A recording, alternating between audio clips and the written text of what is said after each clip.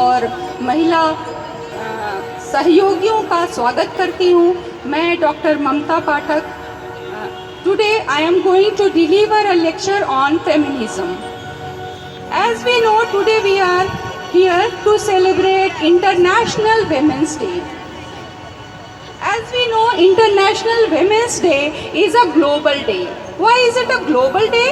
Because on this day, we women are celebrating the social, economic and cultural, political achievement of women. The first important question that arises in our mind is, what is feminism? Feminism, according to me, is not a competition between man and woman. It is a collaboration or joint venture to sail the sea smoothly.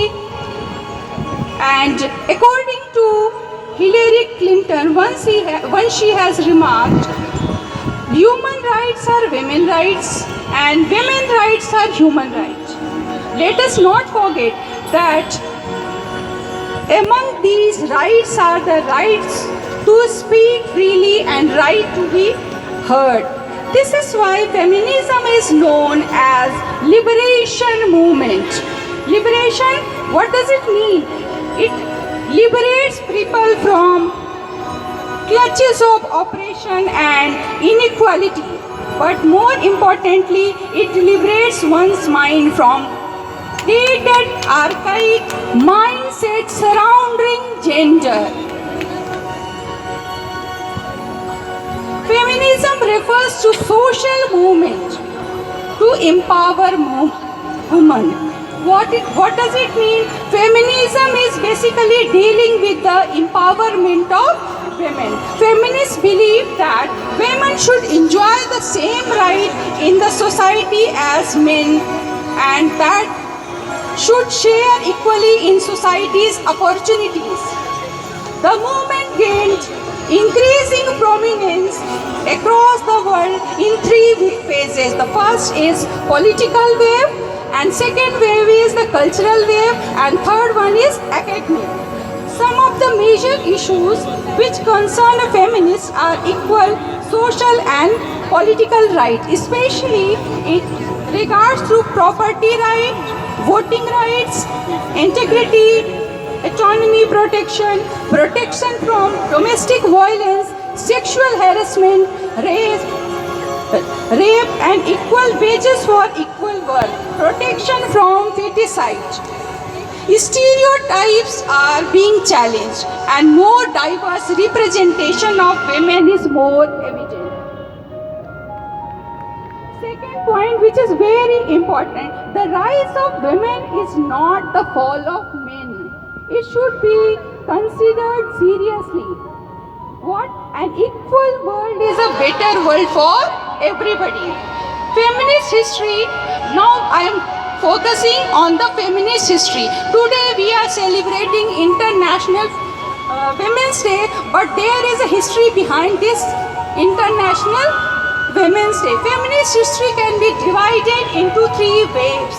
The first wave occurring in the West during the late 19th century and early 20th century, in which women's suffrage movement was the highlight, and United States Constitution granted voting rights to women in 1919. We are highly concerned about the equality of women, but equality is not a one-day dream. Through the centuries, women are fighting for this equality. The second wave feminism at its height in 1960s and 1970s refers to women liberation, movement from equal legal and social rights.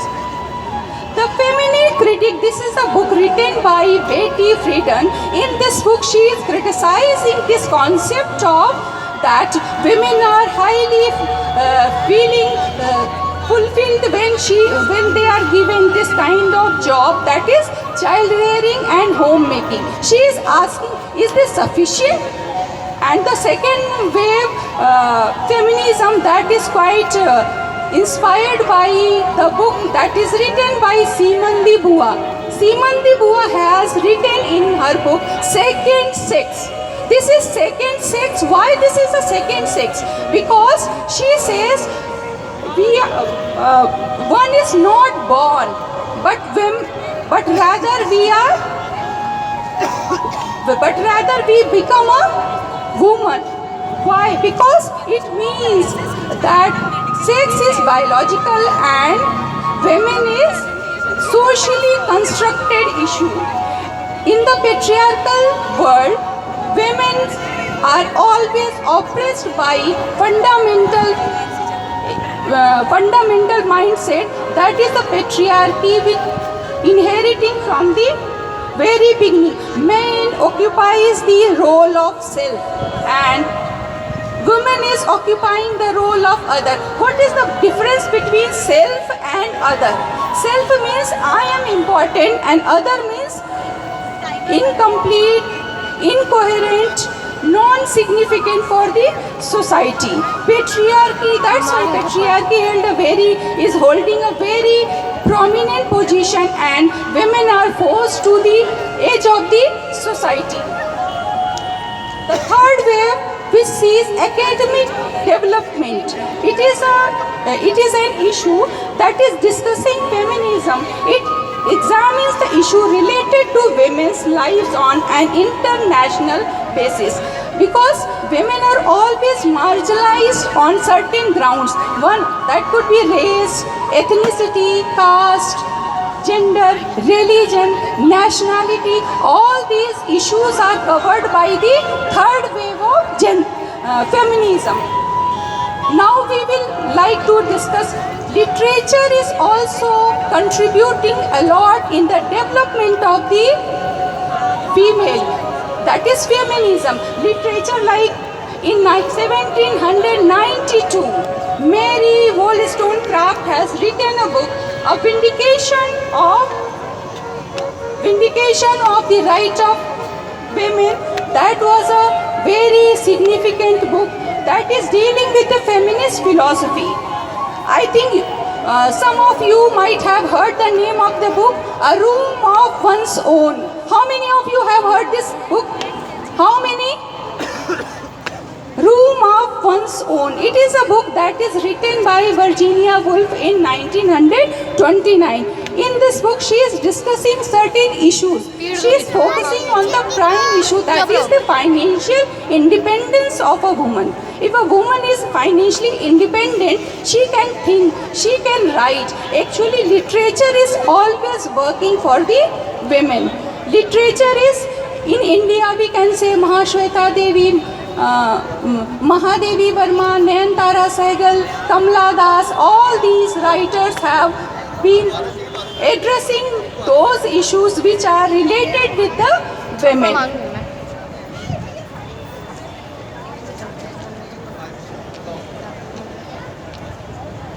The popular belief that women and girls are meant to take care of the home, while boys and men are meant to go out and provide for the family. This is the very common belief that is still recurrent in the society.